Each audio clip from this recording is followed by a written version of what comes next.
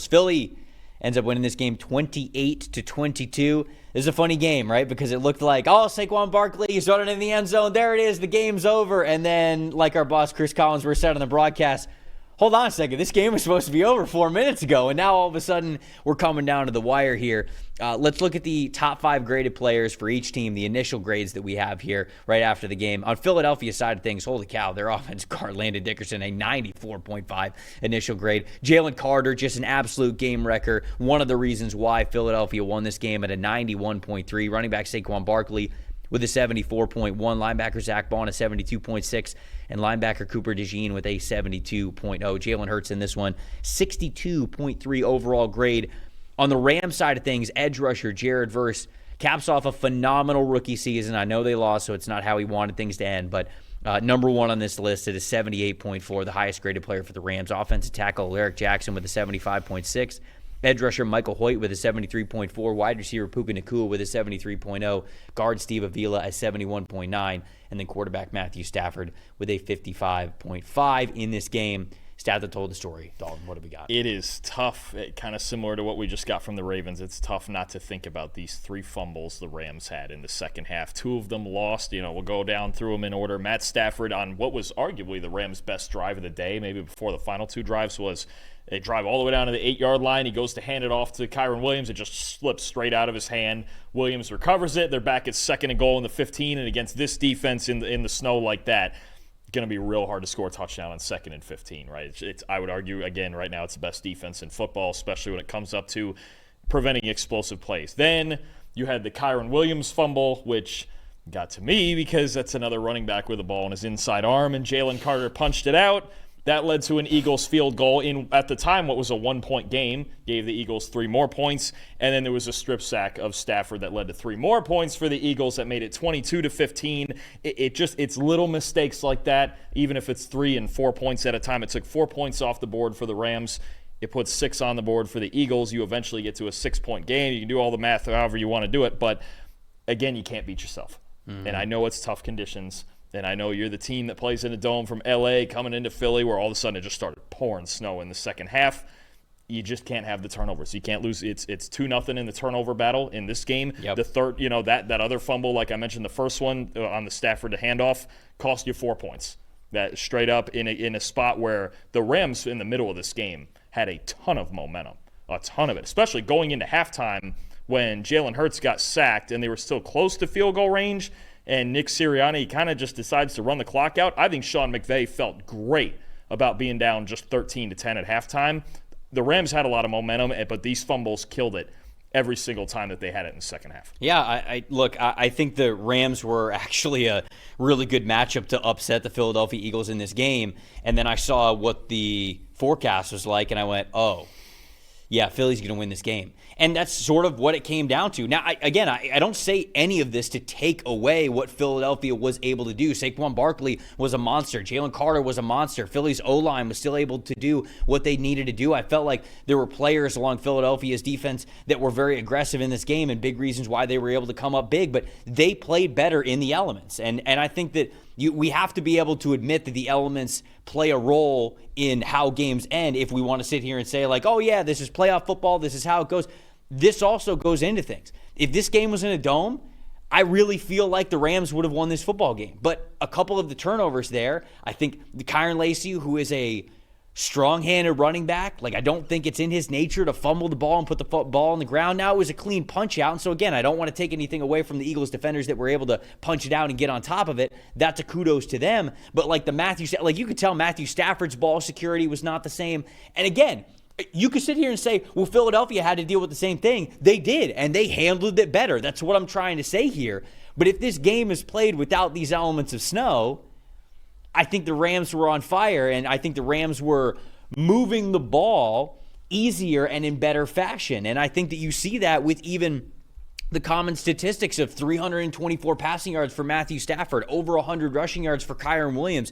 You had guys on the Rams defense that were really stepping up as well. So this is another game, much like the Baltimore and Buffalo game. The weather and the snow played a big factor, and one team was more prepared and played cleaner football in the elements. And those are the two teams that won tonight. And to me, like, I could sit here and say, hey, I think the Ravens were the better team against the Buffalo Bills. And I can sit here and say, hey, I think the Rams probably would have won this game if this is an indoor football game. But that's not what happened. And the two teams that did win were the ones that were able to handle the elements a little bit better. And kudos to Philadelphia, too. And certainly their general manager, Howie Roseman, how they've constructed this team. They're built to be able to do that, right? I mean, they're built to be a team that has the ability to still play their brand of football and their type of clean football when things are less ideal, when there are things outside of your control. And so I think Philadelphia does a great job doing that. But the stat that told the story to me is just the fact that there was a 100% chance of precipitation in this game with the snow, because I think it really curbed how explosive the Rams were able to be in this game. Yeah, no, and I think, credit. I want to credit Matt Stafford too, though, because by the numbers, it's going to look like it was a struggle. I think right now he's got 4 turnover-worthy plays on the book, but man, he battled through, and he had him 20 yards from winning this game too. And it's tough to go against that defense. When your pass protection is kind of breaking down, and you still have to make big throws in big spots, and Puka Nakua's making plays, and you're trying to do everything you can in one of the most hostile stadiums in the league. I think he battled through as much as he could, but it's tough. Like we mentioned, the mistakes are just too much. You have to be able to handle the conditions. And credit to Howie Roseman. They're great in the trenches. Mm-hmm. They can run the hell out of the football, as we already know, and their defense is fantastic. And that's even battling through the Quinyon Mitchell injury was a big factor, I thought, in the Rams coming back. Which I believe I saw afterwards he said he was fine. So it looks like he's going to be able to play next week. Oh, they're certainly going to need him, that's for sure. Next week. But no, I mean, I thought, again, Stafford settled in and started to find it. There was key mistakes, and then he almost drove him back one more time, and that's kind of the magic of Matt Stafford. But the Eagles, they buckled down when they needed to, and they leaned into their strengths, and that's complementary football, running the ball, and preventing too many explosive plays. It was a couple at the end, but they stuck with their bread and butter, and that was just good enough to win in these conditions. Saquon Barkley is my most impressive in this game, because as much as, we credit offensive line for great rushing attacks, and we've got the grades to show that Philly's offensive line play well, led by Landon Dickerson, who had a 94.5 overall grade in this one.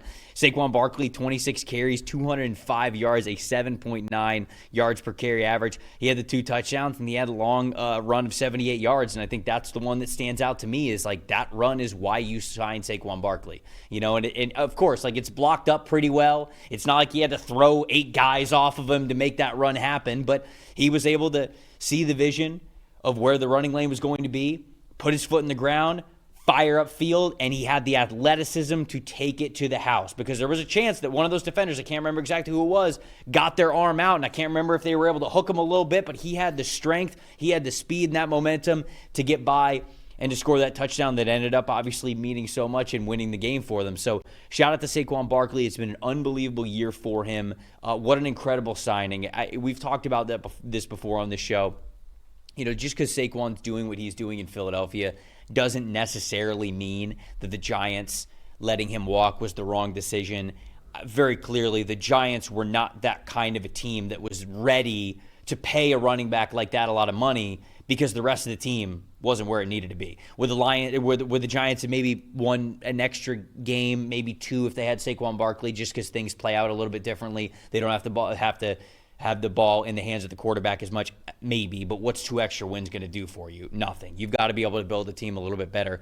Philadelphia, on the other hand, the perfect team to sign Saquon Barkley, because everything else is already there for you, and it's such a potent part of what they have wanted to really do well, and he's the best back that they've had over the last couple of years to lean into that strategy. So Saquon Barkley, the most impressive for me in this game. What about you? Oh, boy, they got an elite player on the other side. We've talked about their O-line a lot, but how good is Jalen Carter? I mean, that's just an elite football player, and it feels like we all knew it when he was drafted, and then he gets drafted to Philly. The Bears trade down a spot. They let the Eagles take Carter. Just a freak. A 91.1 run defense grade, 78.2 pass rush grade, 6 pressures, 2 sacks, the forced Kyron Williams fumble. I mean, to recognize, as he's still being blocked, that Kyron's got the ball in his inside arm and his right arm, and to just take that swipe with the one free hand that he has and punch that ball. I mean, and then you have the 2 pressures at the end. One of them the Rams blew the protection on, but the second one on 4th down that ended the game, I mean, he just clean beat Bo Limmer right off the ball. Jalen Carter is one of, the what do you think, 5 or 6 best defensive tackles in the league? Oh, yeah. Somewhere in there, it's top 5. I mean, he's just, you talk about your best player on a defense full of fantastic football players. Zach Bond, Quinyon Mitchell, Cooper DeJean, Nolan Smith, all these guys.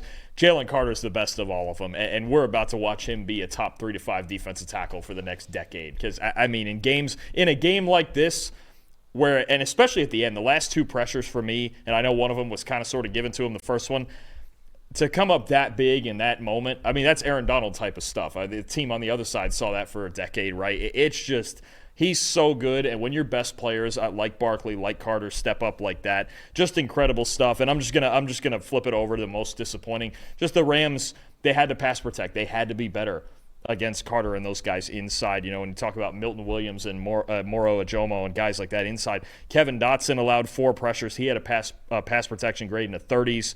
Bo Limmer allowed 4 pressures. Steve Avila with a 63 pass blocking grade. Just, they got beat on the inside on too many occasions here, especially in pass protection when it mattered most. And with a quarterback who's relatively immobile like Matt Stafford, you have to have interior pass protection. Jalen Carter won the battle front to back. And then, again, the forced fumble on Kyren Williams, that's one of the best plays you'll see all year. Yeah, I mean, top defensive tackles in the NFL. Chris Jones, Dexter Lawrence, Cam Hayward, Quinnen Williams, Jalen Carter. I mean, this right? year, I mean, like he's next and in that group with how well that he has been able to play. And I think that it gets, if you go into next year and he stays this consistently dominant, well, obviously now we're talking about a tier 1 difference maker at the NFL level in that same tier with those guys. My most disappointing, unfortunately, has to be Kyren Williams, because he's somebody that's just, I think, is such a reliable player for them. I've talked about how, hey, we talk about Matthew Stafford, Puka Nacua, Cooper Kupp, Sean McVay, the passing offense for the Los Angeles Rams. But it's really Kyren Williams that is the engine that makes everything go. The other guys are just kind of like built around him, because when they don't have him running the ball really well, they become one-dimensional. That's when you can beat this offense, even for as good of a passing attack as they have. And it was another, I think, solid day for Kyren Williams, especially given the circumstances and the elements, but it's the fumble that'll haunt him. And that was something that was tough. So it's disappointing when a great back like that, just like we talked about with Mark Andrews, it's tough when a good player has these plays where you just go, God, it's not you. It's just, it happens with the game and it's brutal. I feel like that was Kyren Williams. What about you? Most disappointing? No, again, just the Rams offensive line, just kind of getting beat on the inside. You know, it's. Again, I think it's another theme we're seeing. Mistakes is one, but the teams that are pass protecting better right now in each of these games, those are the teams that are winning. If you don't have big time pass protection at this time of the year, you're not gonna get all the way. And I think that's where the Rams, it was down early in the year because of injuries. It got better as the year went on, but you faced the Eagles in the snow and things got hard, and it just wasn't quite enough. So no, I mean, it was a great year for the Rams. Winning the division, obviously, coming back from 1-4 to win this division, and get this far and win a playoff game and play in a game. A fantastic year for the Rams, considering how it started. And look, the Eagles, at the end of the day, they just proved they're the better team, and now they get to play another home game in the NFC title game. Such a young defense for the Rams too. I'm excited to see how they grow and what they are next year, because especially along that defensive front. I mean, that whole front seven with the defensive line and the linebackers, man, that's going to be fun to watch, because they got some good ones in there. Thanks for watching, everybody. Make sure you like and subscribe the video, and if you don't have a PFF Plus subscription, you can get one to see all the premium stats that we talked about here on the show, plus the expert betting and fantasy advice over at subscribe.pff.com. The description is also right below, so if you are not a PFF Plus subscriber, you can become one today.